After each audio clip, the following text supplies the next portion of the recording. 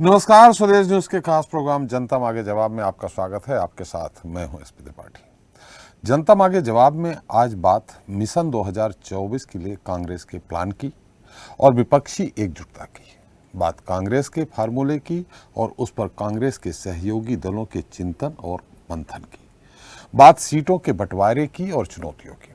जी हाँ, देश में आम चुनाव के लिए जहां एक और मोदी सरकार अपने 9 सालों की उपलब्धियों को बकायदा अभियान चलाकर जनता के बीच गिना रहे हैं, तो वहीं विपक्ष भी एकजुट होने की कवायद करते हुए अपने अपने पेच सुलझाने में लगी है।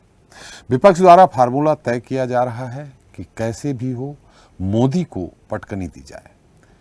इसके लिए तमाम विपक्षी दलों के सबके अपने अपने दावे हैं, सबके अपने अपने फार्मूले हैं, लेकिन सबसे बड़ी चुनौती सीटों के बंटवारों की है।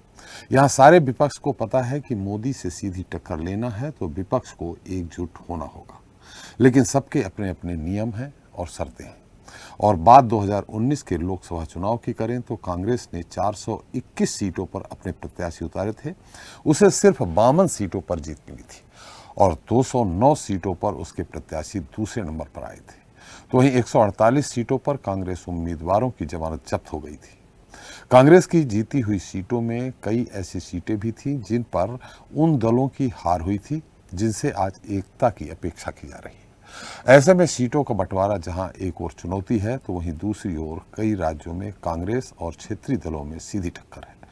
तो उधर विपक्षी दलों का मानना है कि कांग्रेस को 350 सीटों पर उम्मीदवार खड़ा करके माहौल को खराब नहीं करना चाहिए। अब ऐसे में सवाल यही है कि 2024 के लिए कांग्रेस का प्लान क्या कोई कमाल कर पाएगा? क्या कांग्रेस के प्लान पर विपक्ष तैयार होगा या विपक्ष की रार यूं ही बरकरार रहेगी? इसी मुद्दे पर करेंगे चर्चा। प्लान तैयार, टेंशन बरकरार।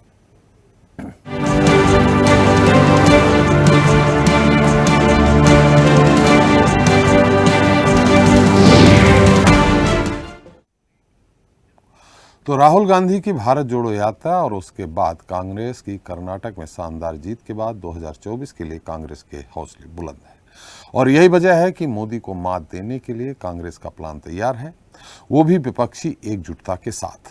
क्या 2014 और 2019 के मुकाबले कांग्रेस के हालात बदल गए हैं? ये सवाल इसलिए भी है क्योंकि कर्नाटक में जीत के बाद कांग्रेस ने आगामी विधानसभा चुनावों और अगले आम चुनाव को लेकर कुछ अहम फैसले लिए हैं। इन पर पार्टी में भी सहमति बन गई है। हालांकि पार्टी की संचालन समिति में मुहर लगना अभी बाकी है। दरअसल 2024 के लिए विपक्ष को एकजुट करने का खाका तय कर लिया गया है। कांग्रेस विपक्षी एकता को तैयार है, लेकिन 350 से कम सीटों पर वो चुनाव नहीं लड़ेगी। पार्टी सूत्रों के मुताबिक इसकी जानकारी विपक्षी दलों को एकजुट करने में लगे मित्र दलों को भी दे दी गई है। राहुल गांधी ने विदेश में भी यही संकेत दिया है। उनका कहना है कि एकता के लिए कुछ गिव एंड टेक करने में होंगे। ऐसे में क्षेत्रीय दलों की अपील और भाजपा को हराने के लिए हर समझौते की चाहत के बावजूद कांग्रेस 350 सीटों से नीचे नहीं लड़ेगी। ये वो सीटें हैं जहां 2009 में कांग्रेस भाजपा में सीधे मुकाबला हुआ था।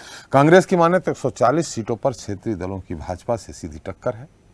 2014 और 2019 में भाजपा और कांग्रेस के सीधे मुकाबले की सीटें घटकर 260 के करीब रह गई थी, लेकिन कांग्रेस पार्टी 2009 को बेंचमार्क मान रही है। माना जा रहा है कि सीटों का बंटवारा दिसंबर के बाद हो सकता है।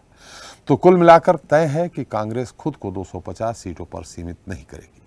हालांकि नीतीश और ममता बनर्जी जैसे विपक्षी एकता के पक्ष वाले नेता यह संकेत दे रहे हैं कि ये राह कठिन होगी।